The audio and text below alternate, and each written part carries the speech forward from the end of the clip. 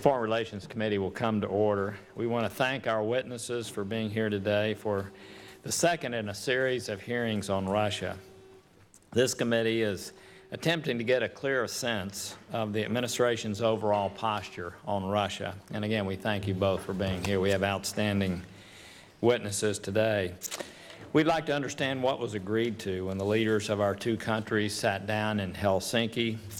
Were there discussions regarding current or future arms control agreements? What other promises or assurances were made? To date, we have received no real readout, even in a classified setting, of this meeting. We'd like to understand the administration's assessment of the threat posed by Russia to us, to our allies, and to other countries and institutions around the world. Finally, we need a better understanding of how Russia's sanctions, this committee wrote last year, and the Senate passed by a vote of 98-2 despite strong objections from the White House, are being implemented. Russia has annexed Crimea, occupied parts of Georgia, interfered with elections, including our own, violated the INF Treaty, remains in violation, used chemical weapons to poison individuals in the United Kingdom, and even purportedly hacked U.S. utilities. These offenses are bad enough, but they leave us wondering, what's next? What does the administration expect that they will next do? The past teaches us that even worse things may lay just over the horizon if we fail to push back now and make clear to President Putin that our nation is united from the very top to the bottom in standing against his destabilizing behavior, both in policy and in public posture. It is my hope that today you will reassure the members of this committee that our executive branch is doing all in its power to convince the Russians not to continue testing our resolve. We thank you both again for your service to our country, for being here today before this committee, and we look forward to your testimony. And with that, I'll turn to our distinguished ranking member, my friend Bob Menendez. Thank you, Mr. Chairman, and thank you for your opening statement. I join you in your words and your concerns, and for convening this hearing, which I hope is part of a series of hearings on U.S. policy towards the Russian Federation.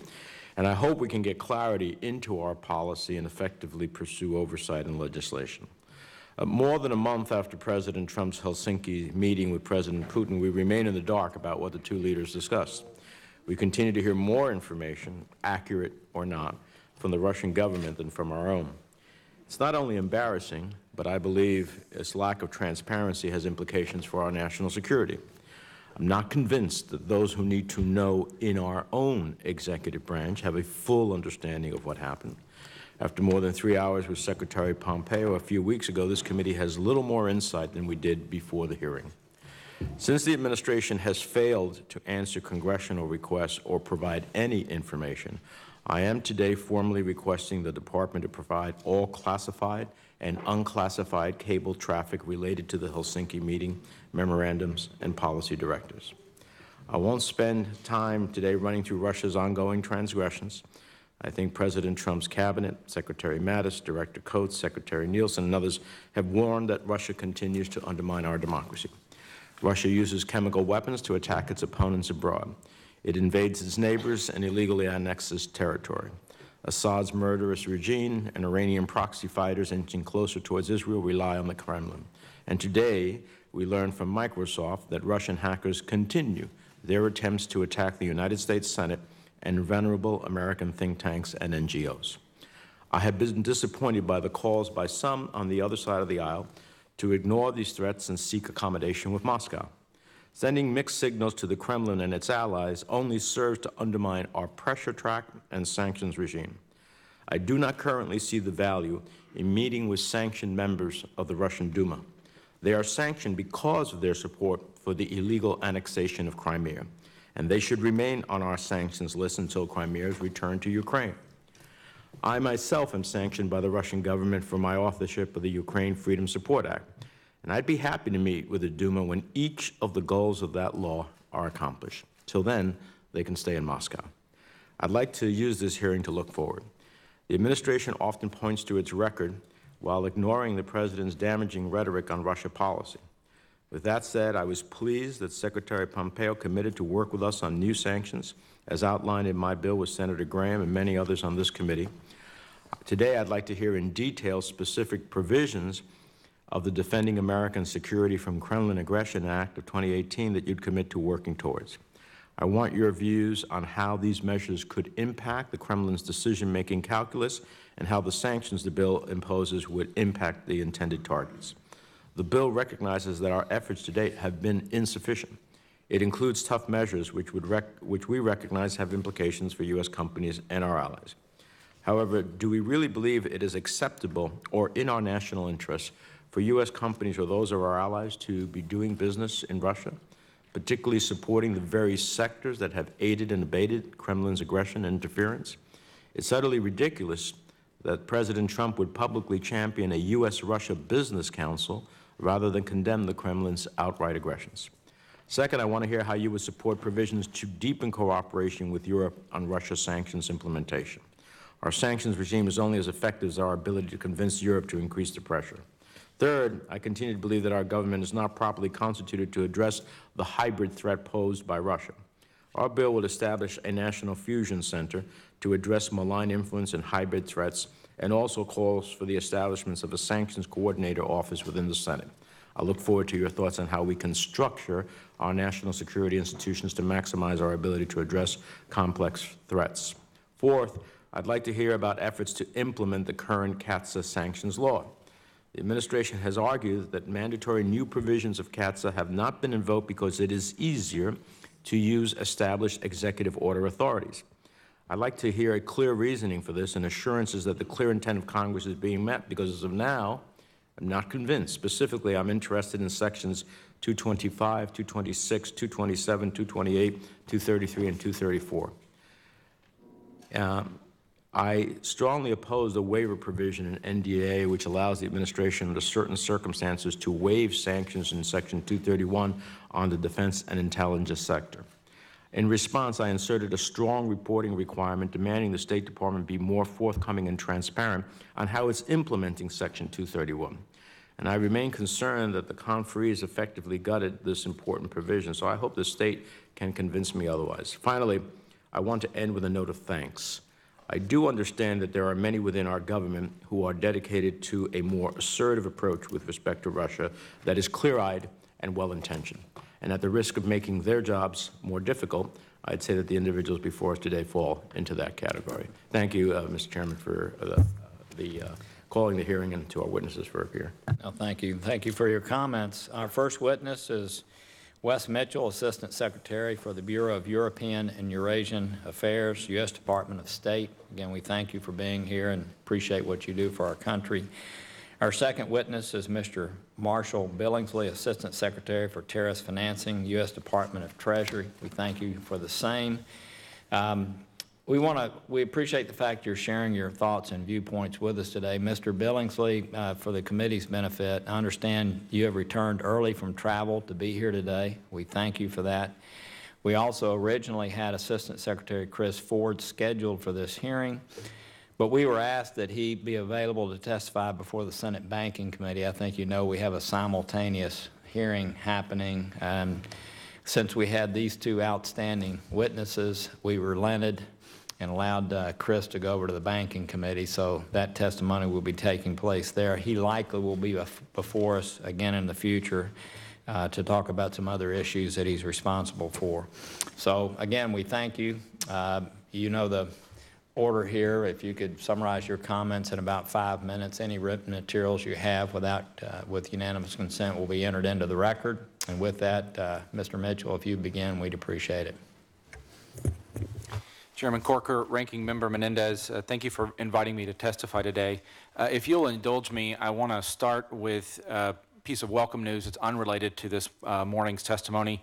Yesterday, August 20th, the U.S. government removed to Germany Yakov Pali, a former Nazi camp guard at the notorious Travniki slave labor camp for Jews in Nazi-occupied Poland.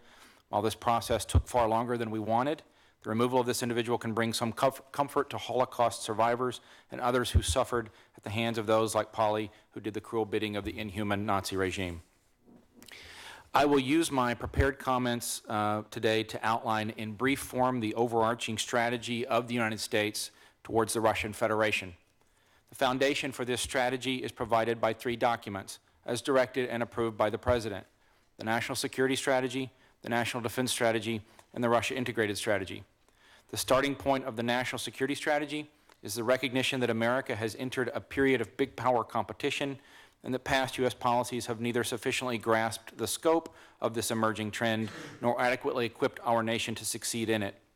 The central aim of the administration's foreign policy is to prepare our nation to confront this challenge by systematically strengthening the military, economic, and political fundaments of American power. Our Russia policy proceeds from the recognition that to be effective, U.S. diplomacy must be backed by military power that is second to none and fully integrated with our allies in all of our instruments of power. To that end, we have reversed years of cuts to the defense budget, begun the process of recapitalizing the U.S. nuclear arsenal, requested close to $11 billion for the European Deterrence Initiative, and worked within NATO to bring about more than $40 billion in new European defense spending.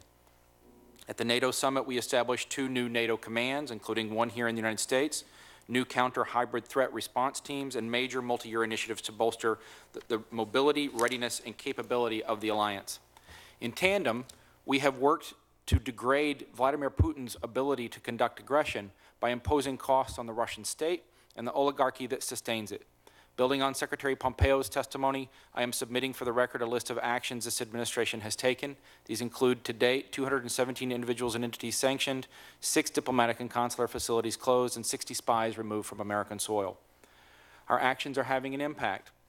Research by the State Department's Office of Chief Economist shows that, on average, sanctioned Russian firms see their operating revenue fall by 1/4, their total asset valuation fall by 1/2, and they are forced to fire 1/3 of their employees. Following the announcement of sanctions in April, the Russian company Rusal lost about 50% of its market value. In the 5 days following our August 8th announcement of Chemical and Biological Weapons Act sanctions, the ruble depreciated to its lowest level against the dollar in 2 years.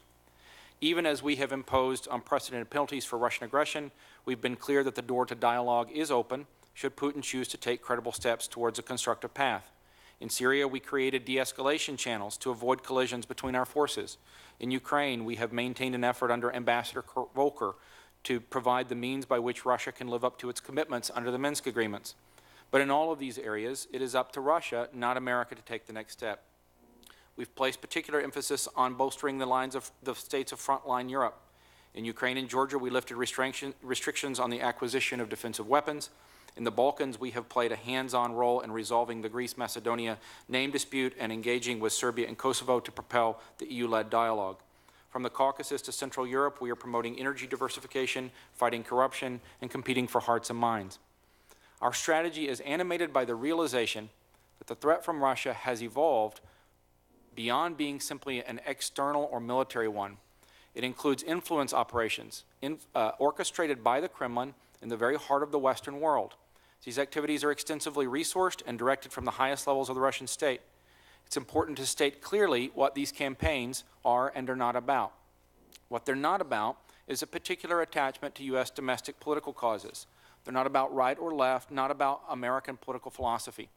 As the recent Facebook purges reveal, the Russian state has promoted fringe voices on the political left and right, including groups who advocate violence, the storming of federal buildings, and the overthrow of the U.S. government. Russia foments and funds controversial causes, and then foments and funds the causes opposed to those causes. Putin's thesis is that the American Constitution is an experiment that will fail if it is challenged in the right way from within. Putin wants to break apart the American Republic, not by influencing an election or two, but by systematically inflaming the fault lines within our society. Accepting this fact is absolutely essential for developing a long-term response to the problem. The most dangerous thing in the world we could do is politicize the challenge, which in itself would be a gift to Putin. What Russian efforts are about is geopolitics, the Putinist system's permanent and self-justifying struggle for international dominance. As stated by a handbook of the Russian armed forces, The goal is to, quote, carry out mass psychological campaigns against the population of a state in order to destabilize society and the government and force that state to make decisions in the interests of its opponents. Doing so involves an evolved toolkit of subversive statecraft, first employed by the Bolshevik and later the Soviet state, upgraded for the digital age. The State Department takes this threat very seriously. Countering it in both overt and covert form is among the highest priorities of the Bureau of European and Eurasian Affairs. As a co-chair of the Russian Influence Group, I work with General Scaparrotti to bring the combined resources of EUR and EUCOM to bear against this problem. Under EUR leadership, all 49 U.S. missions located in Europe and Eurasia are required to develop, coordinate, and execute tailored action plans for rebuffing Russian influence operations in their host countries. Within the Bureau, we recruited one of the architects of the Global Engagement Center legislation from the staff of a member of this committee. We formed a new position, the Senior Advisor for Russian Malign Activities and Trends, or SARMAT, to develop cross-regional strategies across offices. EUR created a dedicated team to take the offensive in publicly exposing Russian malign activities, which since January of this year has called out the Kremlin on 112 occasions. We are now working with our ally, the UK, to form an international coalition for coordinating efforts in this field and have requested over $380 million in security and economic assistance accounts in the President's 2019 budget. We recognize that Congress has an important role to play in providing the tools and resources needed to deal effectively with the Russian problem set. As Secretary Pompeo made clear in his recent testimony, we're committed to working with all of you to make headway against this problem and align our efforts in support of the President's Russia strategy. Mr. Chairman, thank you again for inviting me today. I look forward to your questions. Thank you, Mr. Secretary. Secretary Billingsley. Chairman Corker, Ranking Member Menendez, and distinguished members of the committee. First of all, it's great to be back. I got my start in Washington sitting on the bench back there some 20-odd years ago, and it's fantastic to appear before this committee. And thank you for the opportunity. At the outset, I will say that those of us in the Treasury Department share the views that you and the ranking member and many in the Senate have expressed regarding the significant and continuing national security threat posed to the United States by the Russian Federation. Continuing occupation of Crimea, paramilitary operations in Ukraine, human rights abuses, malicious cyber attacks on U.S. and allied infrastructure and companies, illicit procurement of restricted U.S. technologies, violation of crucial arms control treaties, support to the Assad regime's barbarism, assassination of dissidents and defectors, including the unconscionable use of the Novichok nerve agent in London, in the United Kingdom, and ongoing efforts to interfere in our sacrosanct election processes and those of our allies are just some of the unacceptable behaviors of the Putin regime. Countering Russian aggression is a top priority for the Treasury Department, and consequently the net effect of our actions over the past year and a half is an unprecedented level of financial pressure mounted against the Kremlin, its oligarch proxies, and key sectors of the Russian economy. To date, this administration has applied sanctions on 223 Russia-related entities and individuals, ranging from Yevgeny Prigozhin and the Internet Research Agency's social media troll farms, to FSB and GRU cyber actors, to Russia's state-owned defense conglomerate, Rosoboronexport, which has been supplying billions of dollars worth of weaponry to the Assad regime. Additionally, Treasury has issued findings pursuant to the Patriot Act to Section 311 against a major Latvian bank that was laundering money for illicit activities based out of Russia. And we have engaged globally with partner nations to apply their anti-money laundering regimes to target financial flows directly associated with both Russian organized crime and the malign behavior of the Kremlin. Russian aggression is ongoing, but the Treasury Department has demonstrated to Putin and his inner circle that their behaviors will not be tolerated and they will incur significant costs. On April 6, 2018, we sanctioned 7 Russian oligarchs who are part of the innermost circle, along with 12 companies that they own or control. This included Oleg Deripaska and Viktor Vekselberg, as well as Putin's son-in-law, Kirill Shumilov. Unlike the previous administration, which shied away from targeting these actors, we've gone after the big fish. Rusal, controlled by Deripaska, is the second largest producer of aluminum and supplier of aluminum in the world.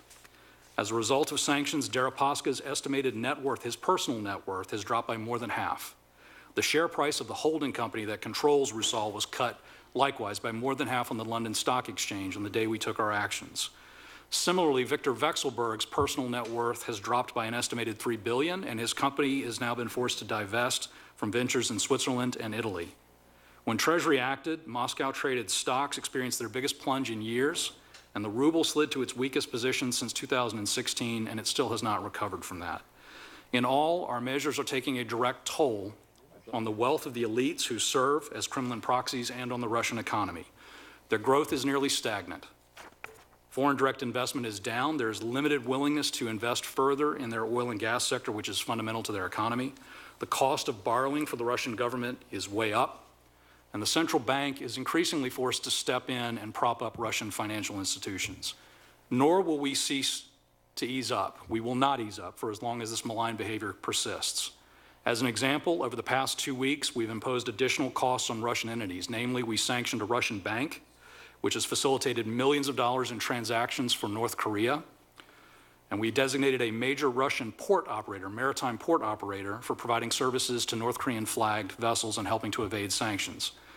This morning, about 30 minutes ago, we took further measures. We are designating 2 Russia-based shipping companies who have been conducting ship-to-ship transfers of oil in circumvention of the UN Security Council resolutions, and we're blocking 6 Russian-flagged vessels. Second, as part of our ongoing effort to combat Russian cyber activities, we are designating 2 more individuals and 2 additional companies for their ongoing support to the Russian FSB for cyber behavior. So I think it is clear that the Treasury has been given a straightforward mandate to combat Russian aggression at every turn, and I assure the committee that we will continue to do so. Mr. Chairman, I appreciate the opportunity to testify before this committee and to answer additional questions on this matter, which I think we all agree is of the utmost importance to our national security. With your permission, I ask that my longer prepared remarks, together with a copy of the CATSA Section 243 report on Russian illicit financial behavior, be submitted for the record. And again, I look forward to answering questions. Thank you, Chairman. Without objection, I'm going to ask just a couple of questions and then reserve the rest of my time. I think that the vast majority of this committee, in listening to the testimony of the 2 of you, would say that this was a very fact-based, realistic view of what is happening and presented by 2 very sober individuals who understand Russia and their actions to be as they are. I would ask the question, is your testimony today representative of the mainstream of the administration from top to bottom? Yes, Senator, I believe it is. It also reflects a policy that's been directed by the President. Yeah. Senator, I agree with that, Chairman. So we obviously are putting tough measures in place, and I know many will advocate for more. We're seeing no behavior change. Is that correct? I mean, they're still doing the same things that they've been doing for years. Have we seen any behavior change as a result of what it is we're doing? I would not want to characterize that. In a classified setting, I think the intelligence community would be better positioned. But what I would say is that by the net weight of our actions and sanctions in particular, I think we are forcing the Russians, and specifically Putin, to reconsider his preferred strategy. The combined effect of our sanctions, together, by the way, with our larger defense establishment, is a cost imposition strategy. And I think it's important to remember that cost imposition is what won the Cold War. So I would argue that, very clearly, by increasing the costs in these sectors for the Russian economy and state, but also forcing them to up their game in developing military technological advances to keep pace with the United States in both conventional and nuclear arms, I think we're absolutely having an impact on Vladimir Putin's preferred strategy. But, and again, I'm not being critical of what it is you're doing. It just seems to me, and I know that there's discussions, the reason I'm asking these questions, there are discussions about what we might do to prevent further involvements in our elections, which look like there's no way to stop involvement in our elections. We see it happening today. We see it happening with fringe groups. Is there something that's being discussed within the administration that you believe may have even greater impact than what we're doing that might possibly change their behavior, which is the point of all of this? Chairman, so we're constantly evaluating additional deployment of additional pressure tactics and sanctions, and there are active discussions underway on those matters. I wouldn't want to telegraph those at this stage because if we do act, we want it to have maximum financial impact. What I would offer is, had we not been applying the kind of massive pressure we are applying on the regime, their behavior would be even further off the charts. So we are at least circumscribing their freedom to act and the amount of resources they have on hand to counter us and to serve as a spoiler, as they're attempting to do in so many cases across the globe, whether we're talking about propping up Maduro in Venezuela on the one hand, what they're doing with the Iranians and weapons trade there, or Assad. So we are forcing them to make some pretty tough resource changes.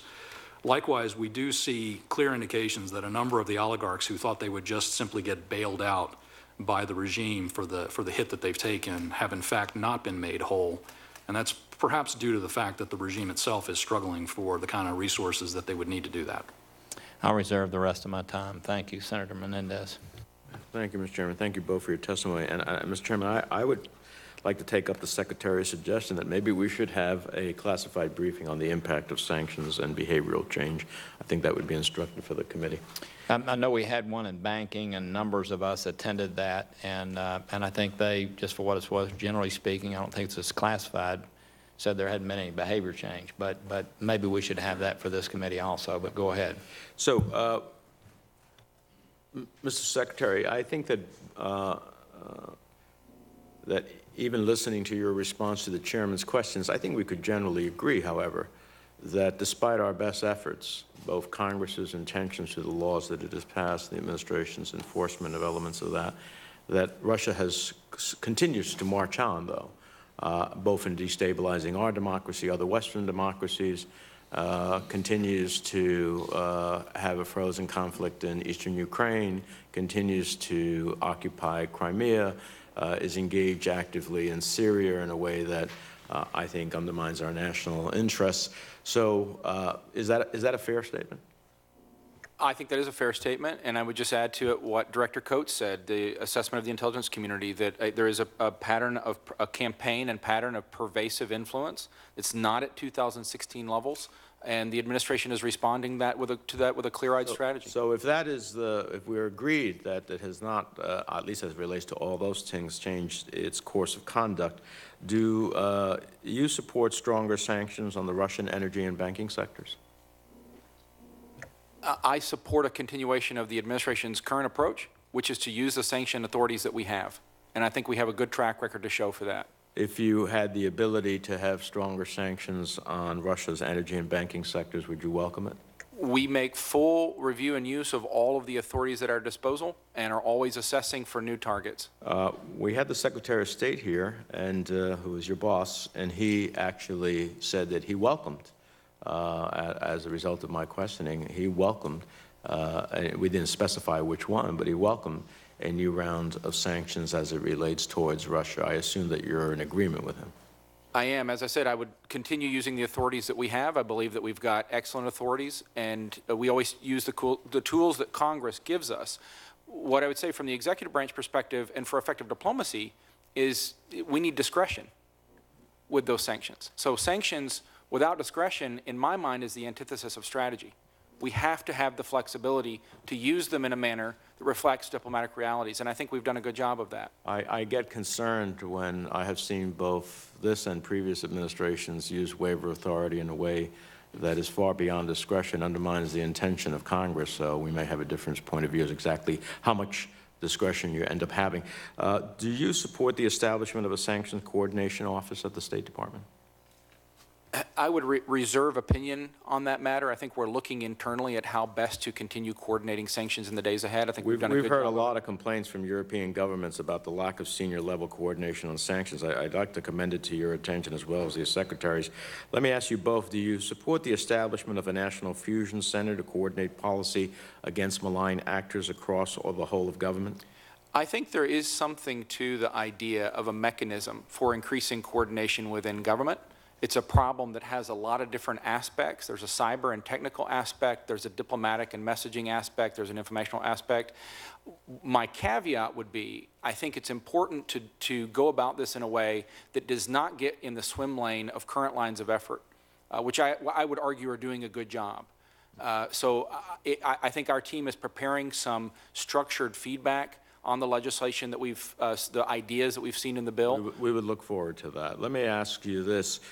Is it still the policy of the United States to not recognize the illegal annexation and occupation of Crimea? Indeed. I appreciate you saying that, because then I see the President go ahead and veto elements or say that the elements of the National Defense Authorization Bill where the President rejected Senate-approved language of non-recognition of the illegal annexation and occupation of Crimea. And that's worrisome for some of us. I don't know why you would do that when it is the policy, the stated policy of the administration. Also, the Secretary of State has said that. And then you get a different message sent by the President. Let me ask you one last question. Under the Chemical Biological Weapons Act, the administration imposed sanctions on North Korea for using chemical weapons against one of its own citizens, killing the brother of Kim Jong-un. The administration also designated North Korea a state sponsor of terror following that attack. Earlier this month, the administration sanctioned the Russian Federation under the CBW Act for using chemical weapons against one of its own citizens, a former spy, Sergei Skripal, and his daughter. You've not, however, designated the Russian Federation to be a state sponsor of terrorism. Why not? What's the substantive difference between these two situations? Let me respond to the first part of what you've said, Senator. I think the administration has been crystal clear on Crimea. I see no daylight here. I would refer you to the President's comments in the interview yesterday when he said very clearly that every time he discusses Ukraine, he talks about Crimea. I think the Crimea Declaration speaks for itself, and we've been very strong in that regard. On the matter of designation of state sponsor, then I don't know why you reject the provision of the NDAA.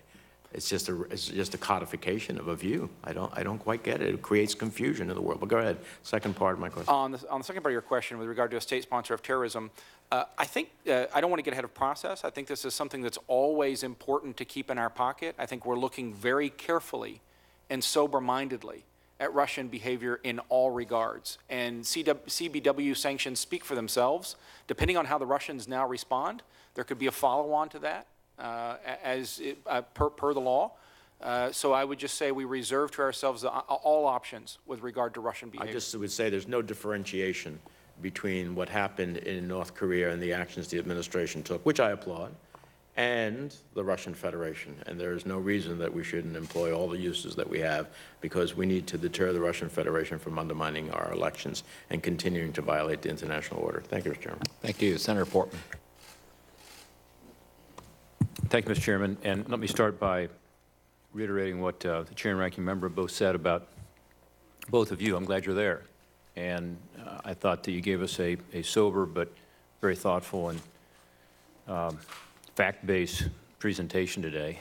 My questions to you are really about why, given all the things we are doing, including sanctions, are we not making better progress?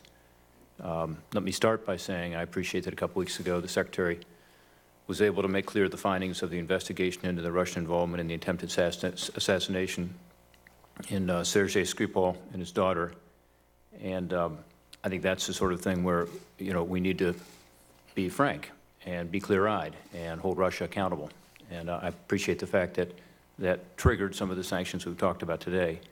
But there's so much more. We talked about what's going on in the eastern border of Ukraine. The question was just raised as to how we continue to feel about Crimea.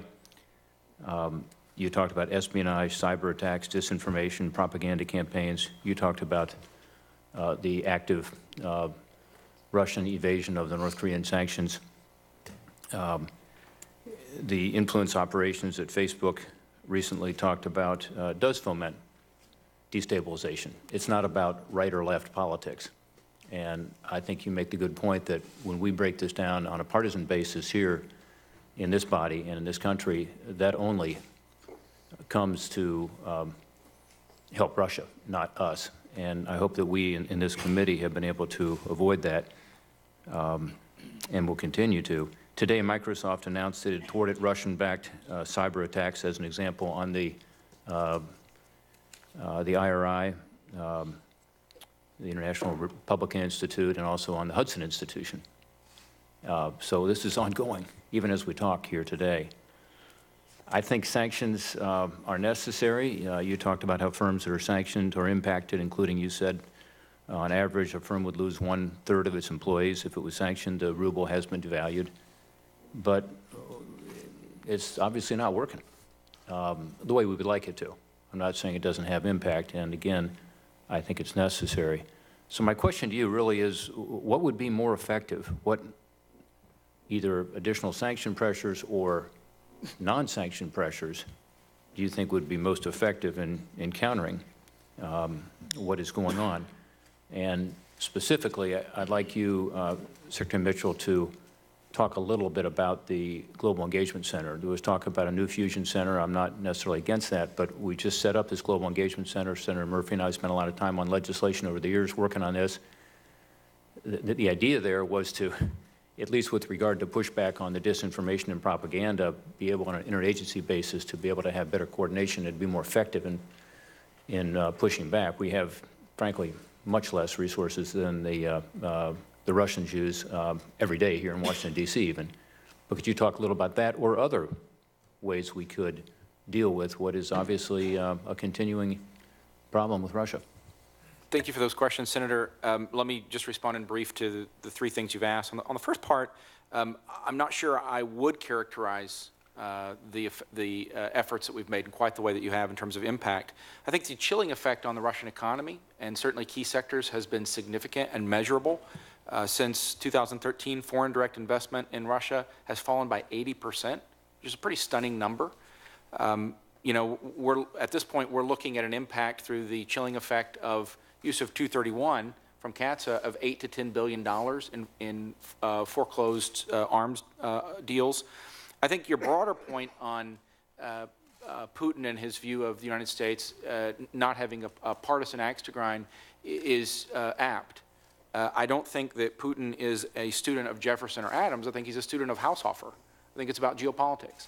I think Microsoft revelations from yesterday show that. Facebook expulsions show that very clearly, that the groups in question were fomenting violence from a fringe left perspective. So I think that we have to understand that we have a competitor who sees this as strategic competition, and his interest is in dividing us internally. It's a strategy of chaos for strategic effect. And so I think it's incumbent on us to not politicize and make it partisan. In terms of GEC, we've worked very closely with GEC. As you probably know, the department has put $20 million of our own resources towards this effort in the period when we're waiting on the additional funds. We're really looking forward to seeing our colleagues at Department of Defense move the additional $40 million so that we can see the GEC be up and running in the way that it was intended in the areas related to Russian disinformation. Do you feel like you have the right staff on board at GEC to be able to punch back? I do. I think we have a very talented staff, some very capable and knowledgeable Russia hands. We also work very closely with them from our bureau. In fact, when our colleagues in Russia were PNG'd and came back, we made excellent use of the talent base to do a temporary plus up in some of those areas. I mentioned the capacities that we've created at EUR, including the SARMAT role. SARMAT is the acronym for this person's role. It's also the acronym for a Russian missile. I think it makes the point very clearly that we take the problem seriously. Yeah. Thank you, Mr. Chairman. I just think, in general, the measurements you're using, again, I appreciate all the hard work you're doing, are the impact on the ruble, the impact on the economy, the impact on direct foreign investment. Those are interesting measurements, and obviously they're having an impact. The question is, what are the consequences of that as to Russian behavior with regard to, again, their both overt and covert espionage, disinformation, propaganda, avoiding sanctions, and so on. And that's the question I have is, can we see a measurable result in terms of the actual problems that we hope to be able to address? Thank you, Mr. Chairman. Thank you. Senator Cardin. Thank you, Mr. Chairman. I just want to concur with the leadership of this committee and thank both of you for your service. And your testimonies today have been excellent, and I think it's what we want to hear. So I applaud your service. It's been 93 weeks since the presidential elections, and our intelligence community made a pretty quick assessment as to Mr. Putin's involvement in our elections. Bipartisan support in Congress took very quick action on the CATSA statute, recognizing the threat. I agree with Senator Portman that this committee and this Congress is acted in a very bipartisan manner, recognizing the threat of Russia. So I want to make that clear. And Mr. Mitchell, I appreciate the fact, Secretary Mitchell, I appreciate the fact that the policy that you're enumerating, one that I personally support, the way you articulated, indicating was directed by the president. The problem is the president hasn't followed it. That's the concern. There have been times when the president's made this a very partisan issue. We haven't, he has. So I think we need to really drill down on this just a little bit more as to how this policy is being implemented. You point out in a very sobering way that Mr. Putin wants to break apart the American Republic. That's a pretty sobering statement you made. Totally consistent with the report that I authored on behalf of members of this committee in January that said that Mr. Putin is not only trying to compromise our democratic system here in America, but he has his eyes on democratic nations of Europe, trying to bring them down as well. That's pretty sobering. But our report pointed out that to counter that, you need strong leadership. And I appreciate the fact that we've had arguments as to the effect of sanctions. One thing is clear to me. If you don't stand up to Mr. Putin, he'll take the situation and move even further. So have we seen a change of behavior the way we want it? No. If we didn't pass the sanctions, could there have been even more activities by Mr. Putin? Probably yes. He'll fill a void. So I think it's important for us to be very sober about Mr. Putin's activities and what he is trying to do. So let me get to this one point, because this really concerns me, about the president's actions. I saw Helsinki, in the private meetings in Helsinki, as filling into the narrative of Mr. Putin and his concept of how governments operate, and compromising our democratic system by the manner in which that meeting took place. And after the meeting, they were celebrating in Moscow, and they were scurrying in Washington to try to figure out how to handle some of the statements that were made. So first, try to assure me that you say sanctions, you need discretion. I understand that. From the point of view of the executive branch of government, you need discretion for them to have a policy. But the problem is one person can exercise that discretion, the President of the United States. And we saw that the President might very well, we know that there's been discussions about Magnitsky sanctions and with Mr. Putin, et cetera. Have you been briefed as to what happened in Helsinki in regards to discussions on sanctions? I have been briefed on the appropriate information I need to carry out my job with relation to Russia, but the President's also been clear, as recently as an interview yesterday, which I would direct you to, that this was the question that you're asking, when he was asked in the interview, he was very clear about this. And beyond that, I would say... He's very clear not in Helsinki. He was very clear with regard to raising with Vladimir Putin the unacceptability of interference in our elections. He's been very clear in his statements that he has not at any point raised the possibility of lifting sanctions. He did that when he returned to Washington. He did not do that in Helsinki. Sir, with all due respect, I'm not going to litigate the specifics of every comment that the President has made. I would point you towards our policies that are directed by the President of the United States. I disagree with your overall characterization that the President hasn't followed his policies. These are the President's policies. There's no distinction between the administration and the President. The President directed a Russia strategy, a strategy for countering Russian influence. The previous administration did not. I would point you to the 2010 national security strategy on Russia and compare it to our national security strategy as it relates to Russia. I would point you to what President Obama said in Moscow in 2009. He called Russia a mighty river and said that America wanted to ensure its rightful place among the great powers. So I understand the policy right now. You're assuring this committee that unless Russia changes its behavior, we will not only maintain all of our sanctions, you're looking for ways to strengthen those sanctions against Russia and are prepared to work with this committee to give you additional tools in order to make it clear that without tangible, specific results, these sanctions will be maintained and expanded. Yes, and I think that's also clear from our actions of the past year and a half. Thank you. Thank you, Mr. Chairman. I'm going to make one interjection before turning to the next person. My observation would be that some of the undisciplined comments that the President makes creates just as much trouble for these people as they do for us and the rest of our country. Let me just give an example. the 232 tariff issue, which I believe is an abuse of the President's authority. Were y'all involved at all in discussing the use of a national security waiver to put tariffs in place, which in your case, Mr. Mitchell, hugely affects the portfolio that you are working on? Were you asked, or was the State Department asked about the use of? There was an extensive interagency discussion and process on that matter, and both State Department and EUR had a voice in the process. And did you support it? With regard specifically to the European Union, Yes. what I supported was the President's trade policy overall. We informed that strategy, and I think as you see from the current U.S.-EU dynamic in trade, it's a strategy that's working. I'll take a little more of my time. How is it working?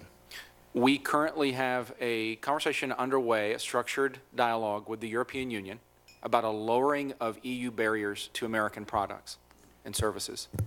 Well, it's our understanding that the European Union actually asked to go to zero tariffs when they met with the President on automobiles, and he did not want to do that. He wanted to keep the 25% tariff in place on light trucks. So it's us that is pushing for tariffs. The President has repeatedly and publicly, in the company of senior European leaders, pledged to go to 0-0 if the Europeans were willing to do this. The Europeans haven't been willing to even engage in a process until the President used 232.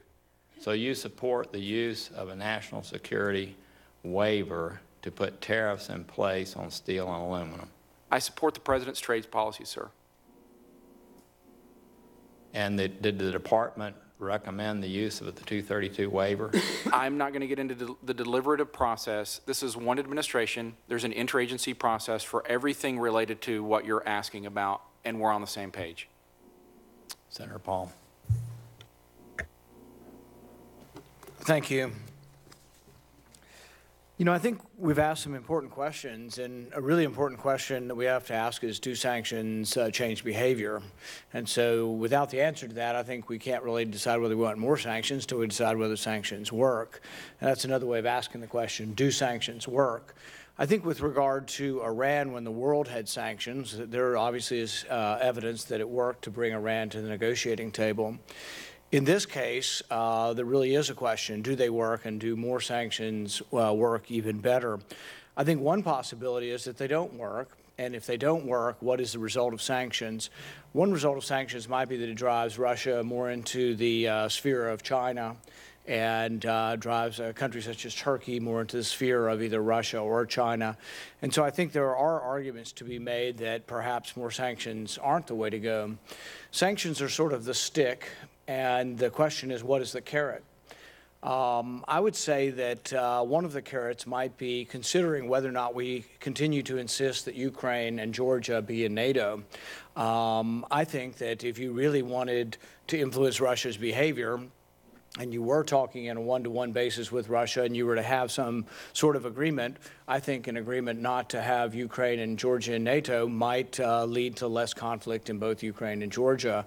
There is the argument that much of the military conflict and fomenting of military conflict is because they do seriously fear and worry and are concerned and are opposed to having them in NATO.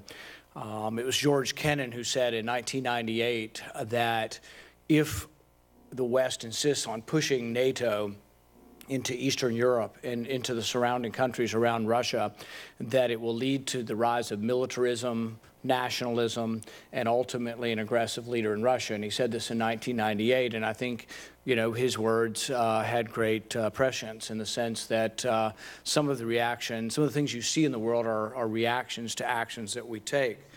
With that being said, if we are open to dialogue, as Mr. Mitchell said, in addition to both having the sanctions, the stick, but we still show an openness to dialogue, one of the things that I think we could and ought to consider is whether or not there's any element of the sanctions where we would be willing to negotiate lessening of sanctions in exchange for maybe a smaller change in behavior. If we wait for Russia to leave Crimea to lift any sanctions, we may well be waiting till the end of time. But perhaps there are some sanctions that already we could see that are counterproductive. And the ones that I would throw out are sanctions that prevent the travel of legislators in their Duma and their Federation. And I think even in the midst of adding more sanctions, we ought to consider whether or not it's productive to dialogue, to not have dialogue. Even if you want to complain about election meddling, you would think that you'd want to meet with the Russian legislators to complain about election meddling. And I think if we cut off dialogue between the legislators in Russia and here, that I don't necessarily see that that's going to change their behavior, but it does block off the ability for us to have dialogue with Russia from their foreign relations to our foreign relations. And so I would just ask that the members of the committee at least think about it as the pushes towards more dialogue is towards more sanctions, whether or not we ought to at least think about whether or not we want to prevent their legislators from traveling here, and then they do the same basically to our legislators. There are things that, despite our differences, though, that I think we should continue to talk about, and this is, I guess, the basis of my question. The New START treaty was completed in 2010, expires at the end of 2020. I guess I would ask Mr. Mitchell, where do we stand on discussions with Russia? Do we have ongoing discussions? Do we have negotiators? What is the status of the New START treaty and our discussions with Russia? Thank you for that question, Senator. And if I could respond briefly to the first part of what you've said, I agree with you that sanctions are a tool of strategic statecraft. And right now, the United States has 4,190 sanctions worldwide and 580 against the Russian Federation. What that points us towards is the need for sanctions to always be linked to a clear strategy. I think the role for Congress is to continue to be very specific, as you were in CATSA, about what change of behavior is needed in order for the sanctions to be lifted in any forthcoming legislation. With regard to New START, we've been very clear that Russia's violation of the INF Treaty has created a deficit of trust, and that extends across the arms control ecosystem in all of our conversations with the Russians. We're looking very carefully and closely at the question of the future of New START. I would just say at this point, any decision regarding a potential extension would be made at the appropriate time, and we would determine whether extending the treaty is in the national interest of the United States and our allies. We don't have a formal dialogue on either INF or New START with actual negotiators, or do we? Well, what we have at present is a line of sight to continuing the process on strategic stability talks, but we will only know more about that once National Security Advisor Bolton comes back from his meeting with Patrushev later this week. Before turning to Senator Sheen, just to Senator Paul, I would make you aware, and appreciate your perspective, that we were in conversation with the former ambassador here from Russia about potentially reestablishing the parliamentary discussions. In lieu of waiving sanctions, what we had suggested was just meeting them in a neutral place, whether that be Israel or some other place. And so there were discussions of that type until the election issues began in 2016. So I did want you to know that those conversations had taken place in the past. There were no discussions that I remember of waiving sanctions, but certainly meeting in neutral territory to begin a dialogue. Whether that's something we want to discuss again, we can talk about that internally, but those have taken place in the past. Senator Shaheen. Thank you, Mr. Chairman. Thank you both for being here. And like other members of this committee, I applaud the policy positions that you've outlined today. I think the concern and confusion among Americans and the world actually has come because of the contradictory statements and actions of the President, because of his behavior in Helsinki, because of his frequent tweets, because of his failure to consistently acknowledge Russia's actions to influence the 2016 elections and their ongoing meddling in 2018. So I appreciate the opportunity to explore the policy positions that are underway, but I think until we see a change in that behavior, we're going to continue to see confusion and concern, and I'm not asking you to respond to that. That was a statement, not a question. Can you, Mr. Billingsley, tell me the status of the Skripal sanctions that were announced on August 8th? Have they actually been imposed? Senator, yeah, the sanctions in response to the use of the nerve agent in the United Kingdom, those have been imposed. They were actually imposed under a State Department authority, and I would defer to Secretary Mitchell on that.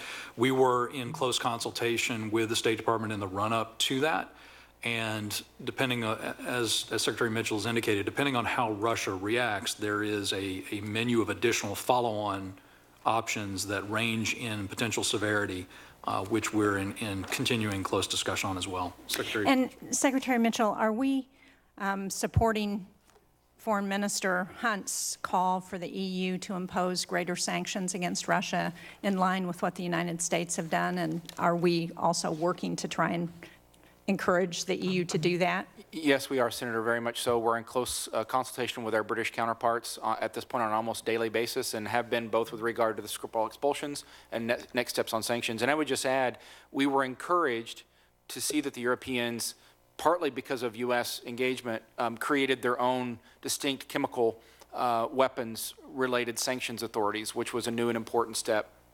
I agree. I think that's positive. Senator, could I also offer on that, one of the things we've... Only if it's new. You're using my time. I'll revert back to you, Senator. Okay, thank you. I appreciate that. Secretary Mitchell, as we have discussed before, I had the opportunity to visit Syria and see the stabilization efforts that have taken place in northeast Syria along the Turkish border, and how much the Syrian people have benefited from that, from throwing ISIS out of that, and continue to be very troubled by the fact that the administration has on hold the stabilization funds for that part of Syria.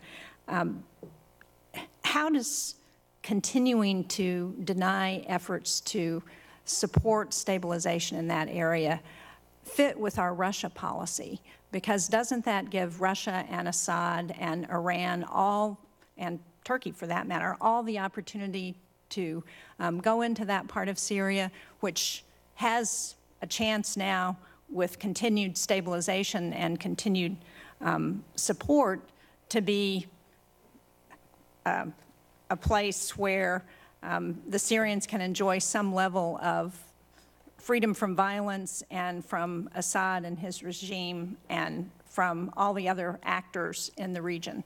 So how does that make sense in terms of a policy for, thank you for the Syria question. and Russia? I appreciate the question, and I would say nothing would be better from a Russian perspective than to see U.S. aid flowing in Syria in many different regards prior to a clear commitment to a political process at Geneva.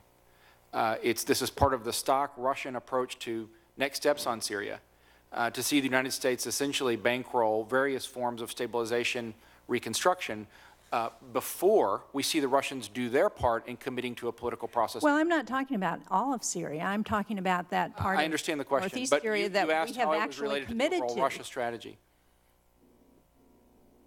How does allowing other foreign influence to go into that area and undermine everything we've done to stabilize the region post-ISIS, to work with the Syrian Democratic Forces, how does that benefit policy that says we would like to get people to the table? If anything, I think it would encourage the Russians to go to the table because they see what we've been able to do working with the Syrian people there.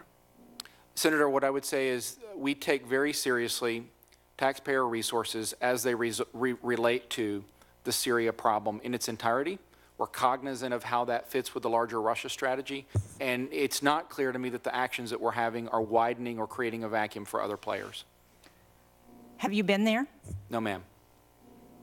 I would encourage you to go. I think it would be very illuminating in terms of the difference that we've been able to make with our military on the ground there, with other coalition forces, and to give up the playing field there and to allow other influences to go back in, I think is not in our interest or the Syrian people's interest. Thank you, Mr. Chairman.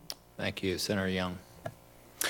Secretary Mitchell, welcome. I'd like to return to what you have indicated in your written statement is Putin's thesis, that the American Constitution is an experiment that will fail if challenged in the right way from within. Putin wants to break apart the American Republic, you say, not by influencing an election or two, but by systematically inflaming the perceived fault lines that exist within our society. This is indeed a very serious point. Can you elaborate on that point? Well, I think what we see in Russian strategic behavior as it relates to influence operations is more or less consistent with standard Russian operating procedure and influence operations all the way back to the 1930s. The Bolsheviks and later the Soviet state. I mean, look, even within the United States, before the social media age, Russians have been at this since at least the 1960s or 70s. This is not particularly new in that regard. What is new is the tools and the scale, so the digitization of this, digital means and social media, and the fact that this is being directed from a very high level with a lot of state resources behind it. I think what we've seen in Russian approach to the United States and influence operations is very much not a partisan effort. I think it's a very cynical effort to pit pre-existing political camps against one another. I would just refer you to some of the groups that Facebook made the decision to shut down. Look at what they were promoting. Look at what they stood for. These particular groups were on the far left. We're aware very much from media of those on the far right. These were from the far left. They were putting money and organizational efforts behind groups that stood for really heinous and hideous causes inside the American polity. We've seen since January of last year, after the president was elected, the Russians have put money behind groups that have fomented anti-Trump protests, including the one at Madison Square Garden that drew thousands of people immediately after the election. So the point is that from our competitor's standpoint, the goal is to divide us internally. There's not any reflective political philosophy as it relates to American politics. It's an effort to divide us. We've heard from members various documents produced from the Intelligence Committee in the past as well, that the difference here is not in the attempt to influence the United States, but it is indeed in the tools, it's the breadth and extent to which the influence operations have been tried. It may also have something to do with the interaction between those tools and a particular moment in political history as well. So, Secretary Billingsley, I welcome you as well to this committee. Great to have you. You write in your prepared written statement that Russia's continuing occupation of Crimea, human rights abuses, malicious cyber attacks, illicit procurement of sensitive defense and intel technologies, election interference, and other influence efforts, as well as their support to the Assad's regime, massacre of its own citizens are all unacceptable. You know, my colleagues have already asked in a couple of different ways whether or not the sanctions are working. I think there's been an acknowledgement that the purpose of the sanctions is not just to influence the Russian economy, it's to deal with these other objectives, these continuing problems we have. Have we seen improvement with respect to any of these? Crimea, human rights, cyber attacks,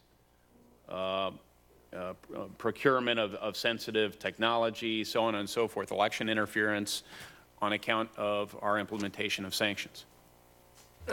Senator, that's a great question. There's a difference between working and having an effect. Our sanctions are working to the extent that they are integrated into a larger strategy that the administration is executing to deal with these Russian malign behaviors. But our sanctions are also having a clear and measurable effect. Rosoboron, I'll give you some examples. Rosoboron Export, which is their huge defense conglomerate that was selling the fighter jets, dropping the barrel bombs of chlorine on the populations in Syria. They're having a hard time getting paid for a number of their deals. So we're impairing the effectiveness, and we are constraining the Putin regime in their freedom of maneuver. But again, the extent to which it's all working depends upon all the synchronization of a lot of other measures. Right, so that's, yeah, I understand there ought to be a broader strategy. So can you name some of the other tools that are being implemented, utilized to effect change in these many continuing areas of challenge? And perhaps you can tell us what additional steps we might take vis-a-vis the Russians to implement that change. Chairman, if I might, and I'll kind of sneak in what I wanted to say to Senator Shaheen as well here, which is in the capacity as this committee, the work that you do, it's incredibly important that we message very clearly to a number of European allies, particularly Eastern European allies, that it is crucial that they shore up their anti-money laundering regimes and that they clamp down and tighten down on how they regulate money coming out of Russia. There's an enormous amount of money that is still being exfiltrated from Russia by both organized crime and cronies surrounding Putin. And so to the extent that you have parliamentary relations with Latvia, or you engage with Cyprus and Malta or other offshore jurisdictions, I think reinforcing that message would be incredibly helpful. We really need to clamp down globally on these money flows that are associated with the movement of large amounts of money out of Russia. Thank you. Thank you. Thank you both. Senator Murphy. Thank you very much, Mr. Chairman. Mr. Chairman, I thought that our hearing with Secretary Pompeo was extraordinary, and I frankly wish that it had gotten more attention. I thought it was extraordinary in a number of respects, but chiefly in the argument that the Secretary was making to us that we should ignore what the President says and pay attention only to what the State Department does. And we're hearing a strain of that today, but the argument is extraordinary because it essentially admits that there are two different American foreign policies today. There is one articulated by the President in his statements that he makes standing next to President Putin or on his Twitter feed. Just yesterday to Reuters, the President once again said that it might not have been the Russians that interfered in the U.S. election. And then there is I would argue, much more mainstream foreign policy that's being administered in part by the two incredibly capable, patriotic representatives of the American government standing here today.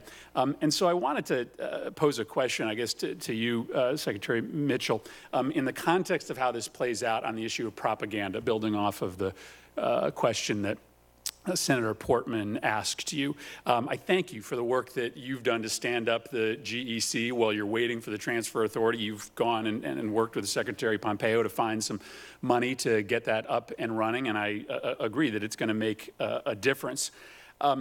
But there was a really interesting poll from about a week ago in this country that showed that 43% of Republican voters believe that the president should have the authority to close news outlets engaged in bad behavior, which is reflective of this obsession, especially over the past few weeks, that the president has with what he calls the enemy of the people, which is a really, really terrible term given the fact that it is rooted in a Stalin-era a murderous campaign against journalists and anyone that opposed the Russian government at that point.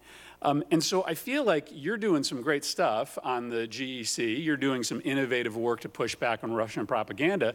But then the president is handing the Russian government a gift by his regular attacks on the free press, which seems to endorse the same kind of work that Putin is doing in his own country and around the periphery.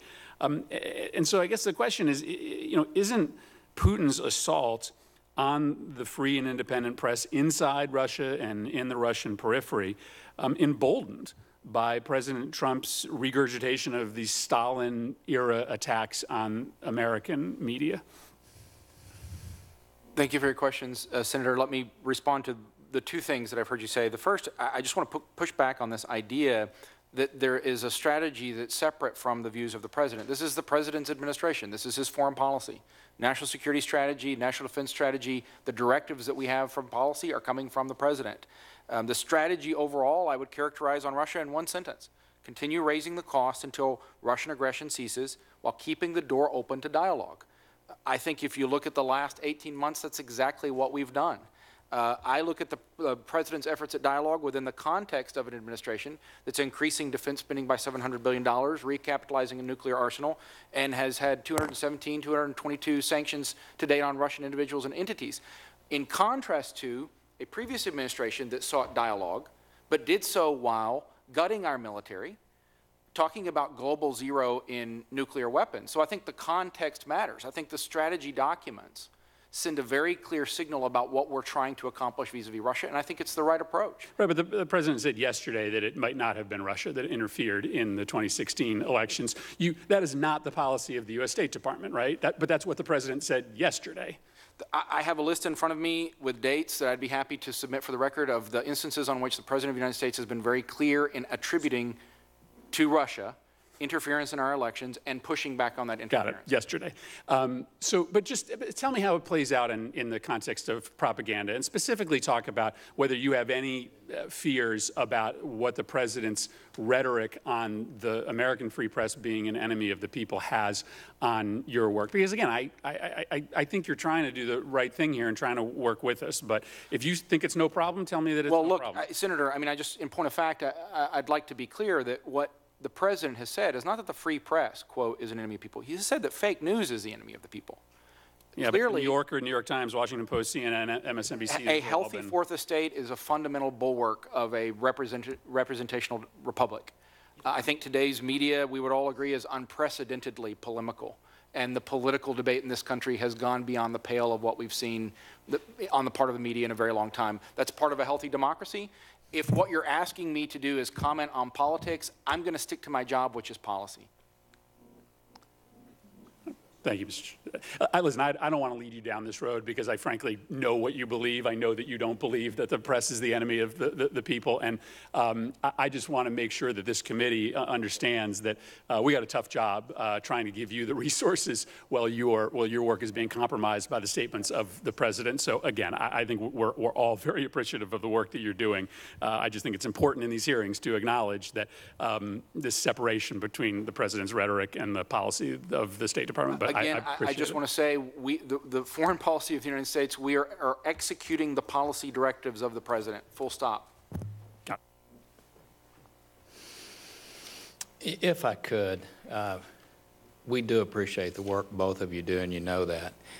I think that, what we see happening is what George Kennan said in his telegram, the long telegram back in 1946. I mean, this is what Russia has been carrying out for years, and to foment disunity in our own country, but also disunity with other Western powers. I mean, this has been a long-term. We had some glimmers of hope at points in time. It's been a long time since we had those glimmers of hope, but it's basically been the same policy, and I think sometimes the president's comments help create additional disunity with the West, and I think that's what people are referring to here. And we know that makes your job difficult, but we have these policies that are put in place. We are unified behind those policies. You are unified, but our Commander-in-Chief continues to undermine those with either undisciplined comments or purposeful comments, and that's what the committee's referring to. Senator Isaacson. Thank you very much, Mr. Chairman. And I'd love to follow on with Senator Murphy's comments from the press, but they've talked to me more about the cost of newsprint than they've talked to me about the comments with the president. So we'll leave it at that. They're winning. Hopefully they win one of those arguments soon. Secretary Mitchell, let me ask you a question. In your prepared statement, I read the following quote, and it's in quotation marks. Military power that is second to none, fully integrated with our allies and all of our instruments of power. Referring to the strength of America's foreign policy lies in military power that is second to none, fully integrated with our allies and all our instruments of power. Is that correct? Yes, sir. And I agree with that. And do you feel like at this point in time in history, we are at that point where we are fully integrated and we are fully cooperative and we are fully funded, working towards NDAA? I realize it's not all funded yet, but we're on the right. You think we're on the right track? I think we're on the right track. I think we disagree with our allies on a lot of areas of policy. But on a daily basis, we see a lot more commonality between the United States and European allies than we see differences. And it seems to me that there's no policy that's going to work anyway unless America's strength militarily is not strong and is the ultimate fallback position. Yes, sir. You don't want it to be your opening hand, but you want it to be the ace in your hole. Well, I think it provides the basis and context for everything else you do in your strategy. And again, you can see this by contrasting this administration with the previous administration. If you have an attempt at dialogue with Russia in the form of the reset, While you have sequestration underway, you're operating from a position of weakness. And while you're trying to go to nuclear zero, you're operating from a position of weakness.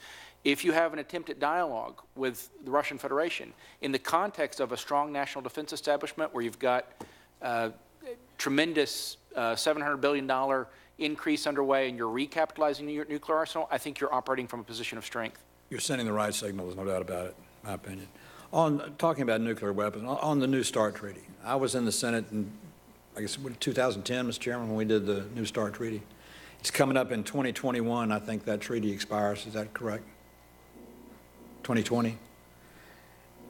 I think you were asked a minute ago by Senator Paul if the administration had taken a position yet on moving forward on renegotiations for the 2020 reauthorization of the New START treaty. Have you? We have not.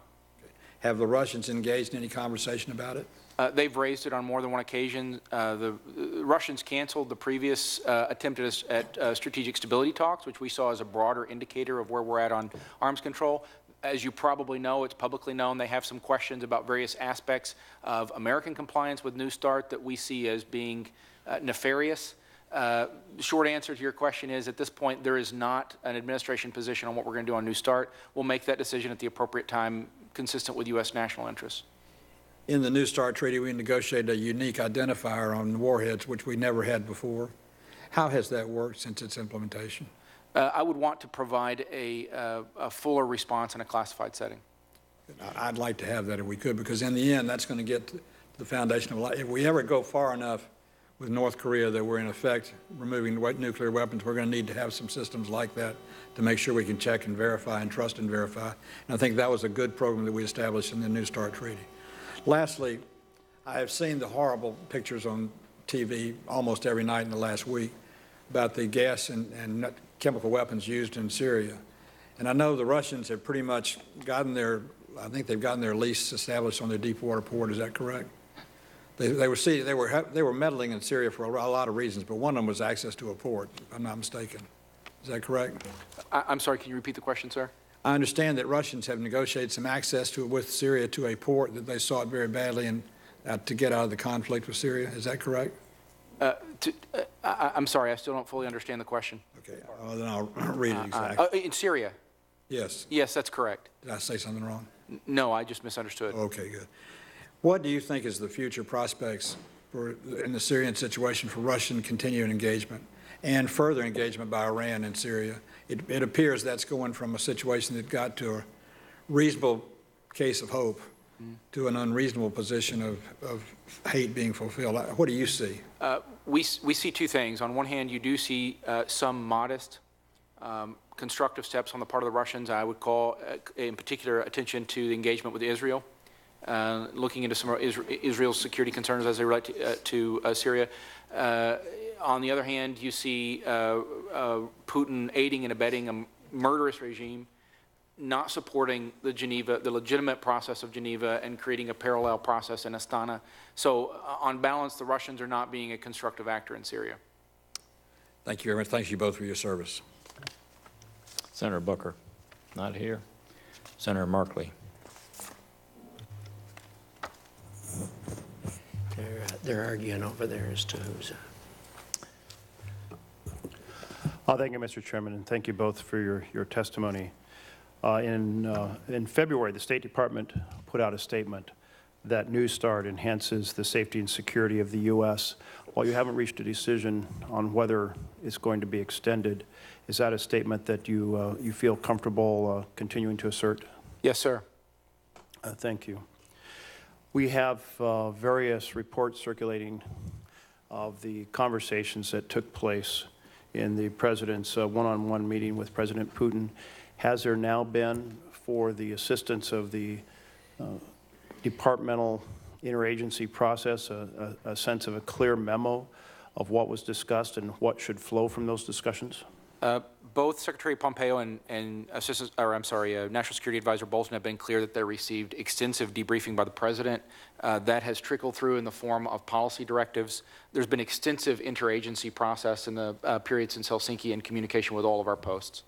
Can you share a couple of those policy directives that have flown from that one-on-one meeting? So the policy directives after Helsinki are a continuation of previous policy. with regard to Ukraine, the centrality of Russian compliance with the Minsk agreements as the gateway to any forward movement on You're saying those Syria. were specifically things discussed by the President in Sure. that meeting? The only agreement in Helsinki was an agreement for the 2 National Security Councils to meet. That wasn't the question, but you can go on in confusing the situation between the one-on-one meeting and the broader meeting, but that's not helpful when that's not what we're asking. Now let's turn to Myanmar. This Saturday is the one-year anniversary of the launch of the massive ethnic cleansing that took place. And right now, we understand there's a State Department report that is being held and possibly is going to be released. Is it going to be released? And I'm not sure which one of you would like to respond to that. I'd be happy to get you more information on this, sir. It doesn't fall under my area of responsibility, but I've followed the issue broadly and would be happy to follow up with you. Yes, yes please. Senator, we're at Treasury, we're tracking this very closely, and we have just last week sanctioned a number, actually two of the Army units involved and a number of the officials who've been Four specifically, and 2 Army units, but not the heads of them, which both Canada and Europe have sanctioned. So we still haven't reached the same point that Canada and Europe reached far earlier. Is it your sense that this State Department report will be released on the anniversary? It's a State Department question, Senator. Okay. Let me just share with you that bipartisan members of this committee weighed in with a letter to the State Department saying specifically, seize the opportunity with this one-year anniversary. Seize this opportunity to release the report, seize this opportunity to provide more aggressive sanctions, seize this opportunity to reinforce our support for Bangladesh, which is struggling with during the middle of a monsoon with housing a refugee camp for 700,000 additional Rohingya. Seize this opportunity for the President to speak specifically to this issue, because outside of a confidential setting, he hasn't done so. And this is really a place in the world when there is massive genocide, ethnic cleansing. If America is to be respected in the world, our President needs to speak to the issue. So I'll just ask each of you, do you support the idea that the United States show some leadership in response to this ethnic cleansing? Thank you. Thank you. The challenge we face on the election hacking continues to be substantial, but also there's a lot of discussion about how Russia is continuing to aggravate social divisions in this country to basically set Americans against Americans on a host of social issues. Do you feel like we're doing all we can to take on this effort by Russia to tear big holes in the social fabric of our nation? I do. We have a whole-of-government approach and a strong interagency process, but I will add, as you've heard from Secretary Pompeo, we welcome additional tools from Congress and use them with all the appropriate authorities. On top of that, Senator, as we continue to refine the evidence on the entities and the individuals who are engaged in this kind of unacceptable behavior, we're going to go after them. Okay. Thank you very much. Thank you. Senator Risch. Thank you very much. Gentlemen, thank you for your service, and this has been very productive, I think, as you've gone through these things.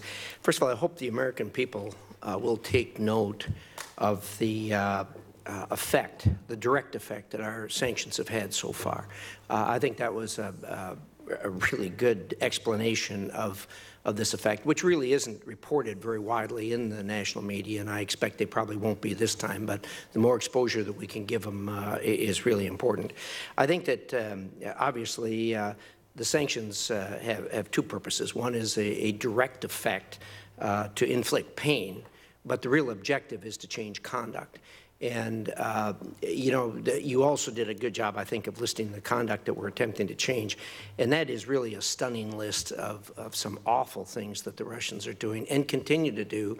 And I think that one of the points that's been made here, I think, is the frustration that everyone has that the sanctions aren't causing immediate change in conduct.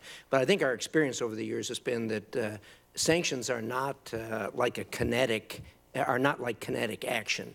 They don't spur immediate change in conduct, but really take time. I think the best example of that right now is the sanctions have been placed on Iran, and they've been in place for a long, long time. And again, one of the underreported stories is the effect that the sanctions are having internally on the financial affairs in Iran. It is stunning when you find out what the details of that are. But again, it's for whatever reason, it's not being reported. And I think the same thing is going to take place here. And the question that I have for you is, could you know, when you do these sanctions, and it does inflict pain on a populace, it takes time for that pain to trickle up, if you would, and the populace start to pressure the people that are actually in charge. Obviously, when you're in a country that is influenced more by a religious fervor, a radical religious fervor like it is in Iran, that's different than in Russia, where the dollar, where money is really important. I'd like to hear each of your opinions on time that this is going to take, because we over the years, I know we've sat in this room and talked about the patience that it takes as we were attempting to influence Iran. I'd like to hear your thoughts on the time that this is going to take before it does actually start to pressure the people at the top, where there will be some change in behavior. Mr. Billingsley, could we start with you, please? Thank you, Senator. You know, you raise exactly the key point, which is that sanctions are designed to induce a change in behavior. And very seldom, I think, do we see that sanctions have an instantaneous effect in that respect.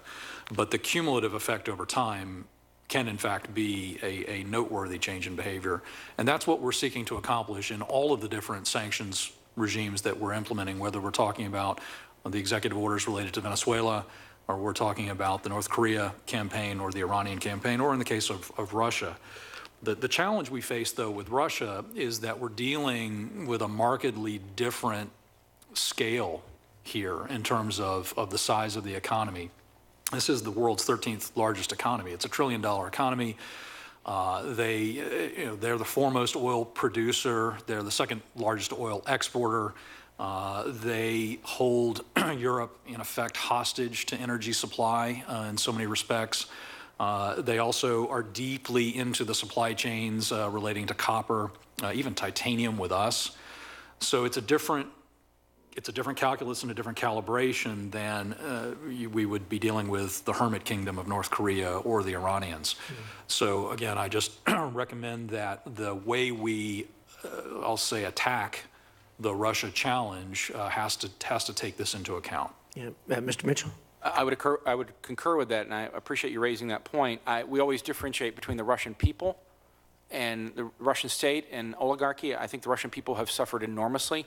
We look for every way possible in our bureau to engage the Russian people. That's often difficult. I recently attended the commemoration of the Boris Nemtsov Street in front of the Russian embassy. I think it's incredibly important to keep up that engagement. I think your broader question is apt. I mean, there's a certain calculus, I think, on Putin's part that he and those around him can weather to some extent sanctions because of the insularity of the regime. This is a fairly insulated regime and oligarchy. We've gone more deeply into the territory of going after those individuals than previous administration. We've gone after Putin's son-in-law, Vekselberg, Deripaska. I mean, my own view of this is when you see Putin's popularity ratings falling by 15–20% since he was elected, that doesn't mean change comes immediately, but I think it does underscore that the pain is starting to have an effect. I think this administration has been clear that we are prepared to take additional steps. There is an escalatory ladder to sanctions. We're aware of what the additional steps would be needed to make an even bigger point. And I think if you look at our actions over the last year and a half, they have been escalatory and progressive, and we're willing to take the steps necessary to further penalize Russian behavior. Thanks. Thank you both for what you're doing. Thank you. Senator Markey. Thank you, Mr. Chairman.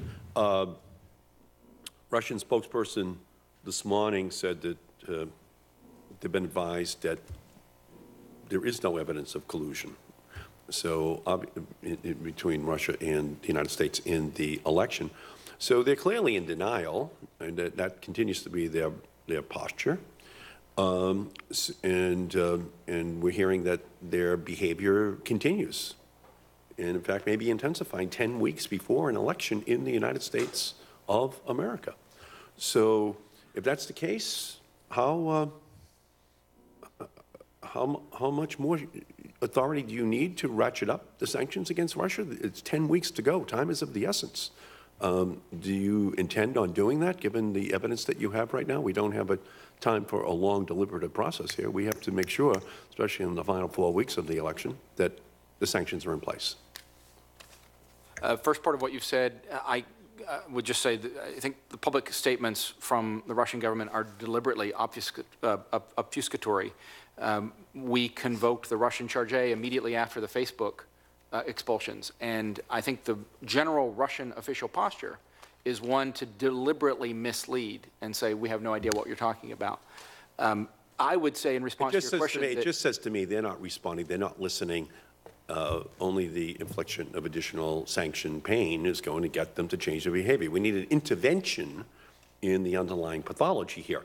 I wouldn't read into their public statements. Obfuscation in the defense of interjection of a foreign power into our elections is an obvious strategy. So what do we do now? So I understand your point, and I agree. I wouldn't confuse the statements that are being made by the Russian Foreign Ministry publicly with the question of whether we're having an impact. To answer your question, I would say we have the authority that we need, and we're using that authority. Yeah, so I'm asking you, is the impact working right now?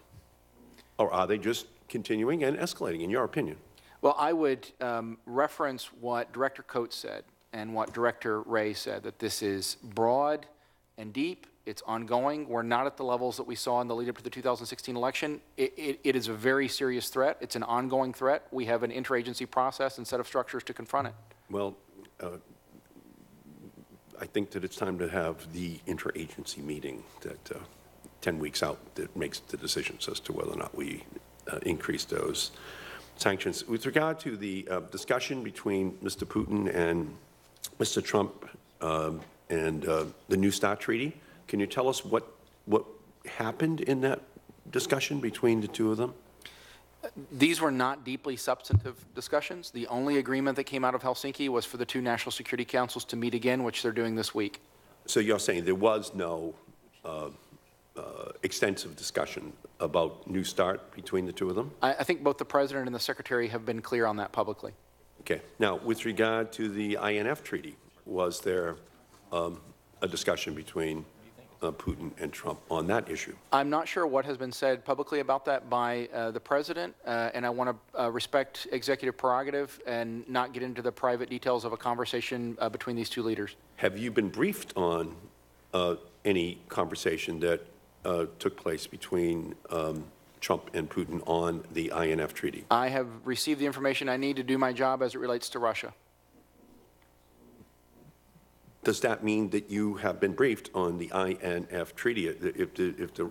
Did the President say to Putin that Russia is in violation of a treaty that deals with nuclear weapons threat to the United States? Did he say those words to? I'm not aware of any part of the conversations that was devoted to the subject of INF. You are not? No. Okay. Do you believe that the INF treaty is in our national security interest? I do. I also believe that Russian compliance with the INF treaty is in our interest. Well, by definition. And do you feel the same way about the New START treaty? I do. Yeah. And similar caveat. And again, obvious, and that it should be extended. I was pleased to see this morning sanctions against Russia for aiding North Korea. That was a positive step, but I still worry about enforcing existing sanctions. For example, on North Korean slave labor, recent reports indicate Russia is still using North Korea labor regularly. Mr. Billingsley, are you considering additional sanctions against Russia because of their use of that North Korean labor? Senator, thanks for the question. We continue to press, together with the Department of State, Russia to abide by the UN Security Council resolutions, which call for a wind-up of the labor licenses and the return of those workers out of Russia. And we are concerned about the slow roll that we are observing in connection with that. We also are very extremely concerned about other evasion behaviors. So are you considering new sanctions? On Russia, we are. Because of this North Korean labor issue? Senator, I'd have to get back to you on that. Okay. I'll get back to you on that. Well, I think that's... I don't want to telegraph punches publicly, but we're actively looking at evasion scenarios across the board. Okay, very good. Thank you. Thank you, Mr. Chairman. Thank you. Just to give you a chance, Mr. Mitchell, Secretary Mitchell, to clean up, when you said the elections, the interference right now is not as it was in 2016. What you're saying is the interference that we're seeing is less intense. Is that correct? That is... Yes, that's correct, and I was referencing Director Coates' comments. Yeah, thank you. Senator Gardner. Thank you, Mr. Chairman. Thanks to both of you for being here today. I want to commend the State Department for following up on Senator Markey's comments, sanctioning Russian ships for their continued trade violations of sanctions when it comes to North Korea. But I also would point out additional articles, the Wall Street Journal and others, that talk about the depths of continued acceptance into Russia of North Korean laborers. It doesn't seem to be lessening. In fact, it seems to be increasing. And I would hope that you would take a look, Secretary Billingsley, at the C4ADS report. I'm sure you're very familiar with it. It identifies names of businesses that are asking for Korean translators, hiring Korean translators to deal with the number of foreign workers they have coming in from North Korea. We know that as much as 80% of the salary that the North Korea worker is supposed to receive is being siphoned off and going to prop up the Kim Jong-un regime for a grand total of over $2 billion. That goes into directly the nefarious activities that he continues to pursue, including reports today from the UN watchdog, the IAEA, that there is no indication that North Korea is slowing down or stopping its nuclear program. And so if we're going to have and say that we have a doctrine of maximum pressure, then perhaps it's time that we start saying publicly that we're going to sanction these companies in Russia, in China, and around the globe that continue to violate sanctions when it comes to North Korea. And I think if we are going to be serious about trying to get Russia and China to follow through on their commitments to UN sanctions, then perhaps we can take a look at the names of these companies and start sanctioning them. I mean, here's one right here. I'm not going to be able to pronounce it, but there's Zenko, Genco, Sakharenma. I mean, these are all companies that continue to take North Korean laborers, and it would be nice to see the Treasury starting to sanction them. On August 2nd, as you know, CAATSA was signed last year by the President. Section 324 of CAATSA requires determination within 90 days whether North Korea should be designated as a state sponsor of terrorism. That determination was made on November 20th. President Trump announced North Korea designated a state sponsor of terror, stating North Korea has repeatedly supported acts of international terrorism, including assassinations on foreign soil. February 22nd, 2018, the United States determined under the Chemical and Biological Weapons Control and Warfare Elimination Act of 1991 that the government of North Korea used the chemical warfare agent VX to assassinate Kim Jong-nam, Kim Jong-un's half-brother, in the Kuala Lumpur airport. The Treasury Department subsequently imposed sanctions against North Korea for that attack. On March 4th, 2018, the Russian government attempted to assassinate 2 Russian nationals in Salisbury, United Kingdom. On August 8th, 2018, the State Department determined that the Russian Federation has used chemical or biological weapons in violation of international law or has used lethal chemical or biological weapons against its own nationals in the Salisbury attack.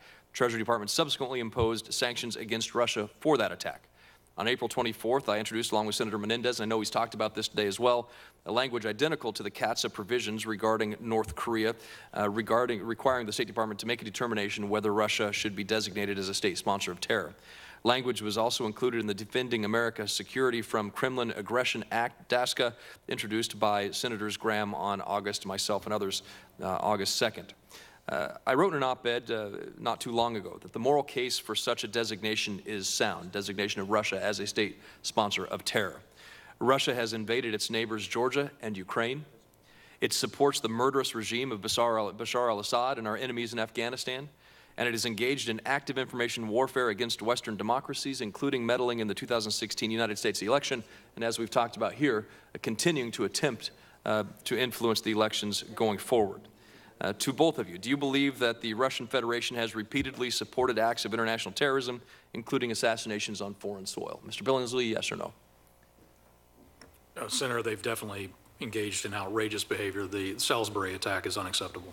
So they've engaged in attempted assassinations on foreign soil? More than once. Mr. Mitchell, Secretary Mitchell. I agree with the premise of your question. I don't want to get ahead of our deliberative processes on what we do about that, but there's no contesting the fact of Russian behavior in these categories. Do you agree that the Salisbury attack is not the only instance where Russia has attempted assassinations on foreign soil? Secretary Mitchell. I would not be prepared to answer that definitively in this setting. Secretary Billingsley. I think we'd need to go into closed session, but I'd be comfortable saying they're engaged in this behavior more than once. Do you agree that Russia is an otherwise malign actor whose actions undermine U.S. national security, global peace, and stability? Secretary Billingsley. Senator, I do. Secretary Mitchell. Assuredly. Do you agree the Kremlin has violated international law, Ukraine, Syria, and elsewhere around the globe? Yes. Secretary, both of you, yes. Would you support a process that would allow the State Department 90 days to determine whether or not Russia should be designated as a state sponsor of terror? Secretary Mitchell. I would need more information and would want to consult with our team and know the Secretary's views. I understand the direction that you're going with this, and I think the appropriate way to go about it would be when our team in the next week or so comes over and gives a structured response to some of the legislation that's being considered. Secretary Billingsley. Well, Senator, that's a State Department call on designation, right? However, it is important to know that if we have any evidence that a Russian actor is supporting a terrorist, we will go after them regardless of state-sponsored level designations. Secretary Billingsley, just quickly, what additional sanctions would Russia face if such a designation were to be made? If State Department were to determine that they're a state sponsor, I would say there would not be an immediate wave of actions. We'd have to work with the Department of State to then identify which prongs within the Russian government would be viewed as the enablers of those behaviors, much the way we've done that in other cases. Thanks, Mr. Chairman. Thank you. Senator Rubio. Thank you both for being here. My question is going to be about deterrence, but I want to lay the framework that I think is already embedded in your testimony. One of the things I think we're struggling with two things as we debate it broadly and even here on the committee and beyond. And the first is that I don't think we fully accept yet that we're back to sort of a historically normal era of great power competition. For 25, 27 years, we've been in a unipolar world, and we had difficulties with certain countries.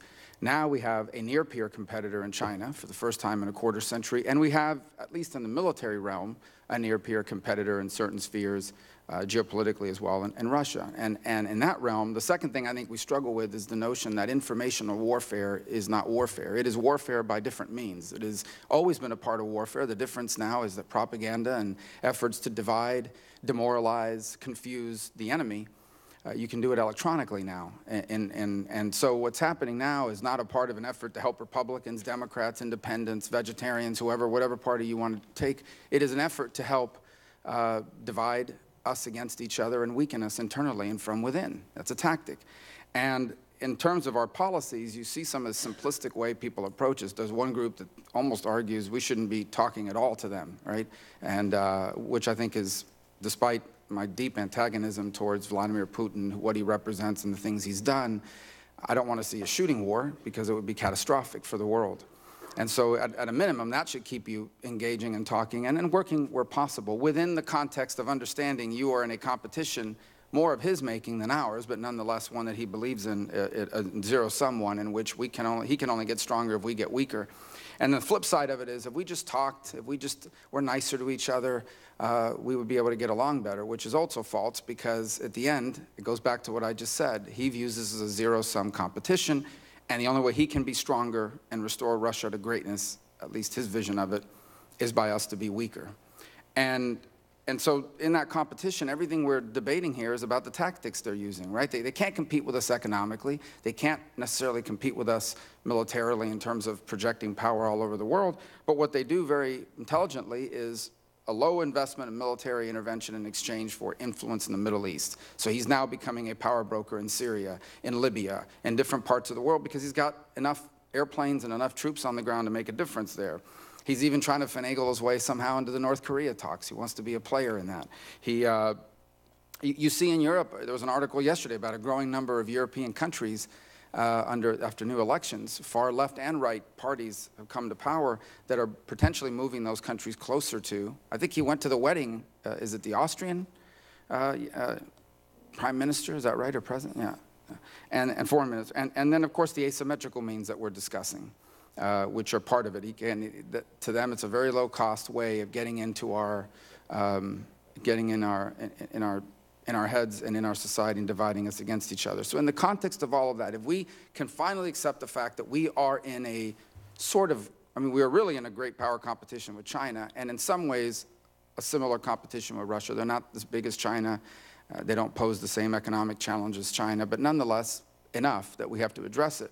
If we can just wrap our brains around the fact that we are in a competition, and that the one thing we want to do in that competition is what we did in the Cold War, and that is avoid a third world war, then we can begin to design what we do. We punish what they've done, but we also try to deter what they've done. It was a key component of the Cold War, as the fact that both parties understood the price was so high for a nuclear exchange that neither party pursued it, despite a couple of close calls. It is why I, along with Senator Van Hollen, have put out this idea of laying out ahead of time, specifically, what the penalties would be. What is the price if Putin does this again? And it has to be a high enough price so that he doesn't do it again.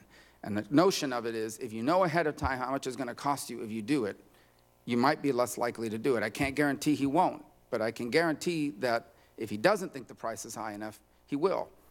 In that realm, do you have any views, either one of you, about the role that deterrence can play in terms of changing the cost-benefit analysis that Vladimir Putin undertakes before he conducts what he did in 2016, again in 2018 or beyond? I agree with the premise of your question and characterizing this as a big power competition. I think deterrence is absolutely critical. And so when the administration has gone after Deripaska and Vekselberg and Putin's son-in-law, I think that sends a very clear message. When we tighten the sectoral sanctions, I think that sends a strong message. I think we could do more collectively to look at cyber deterrence. I think there's a growing awareness that we've not done enough in that regard. But I think the tools that can be brought to our disposal to increase the message of deterrence, we're supportive of that. There's a lot in the Deter Act that is very positive. It moves in the right direction. There's some aspects of it that we're not comfortable with. I mean, the vesting new mandates almost entirely in a single intelligence official, the DNI, rather than a Senate-confirmed cabinet official, is problematic. As I said earlier, we take the view that national security waivers are very important for diplomacy.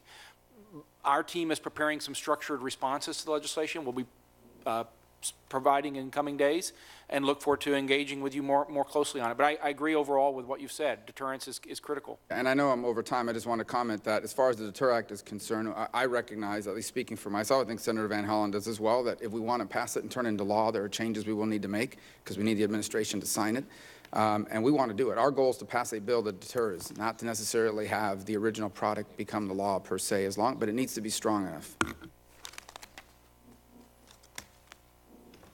Senator Menendez.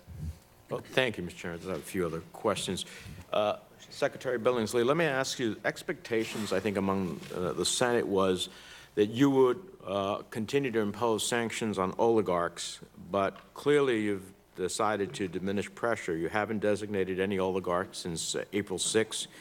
You have delisted Estonian banks. Now that there are reports that you may delist Rusal, what kind of signal does that send to the Kremlin? We're told to judge the administration by its actions and not by the president's words, but these actions seem to be more aligned with an accommodating and disturbing rhetoric that the president has versus a tougher approach. Senator, I'm unaware of any intention to, quote-unquote, delist Rusal. If anything, we're pushing forward to see Deripaska completely removed from any ownership or control of both Rusal and EN Plus as a way forward. We are far from easing up. We're continuing to accelerate.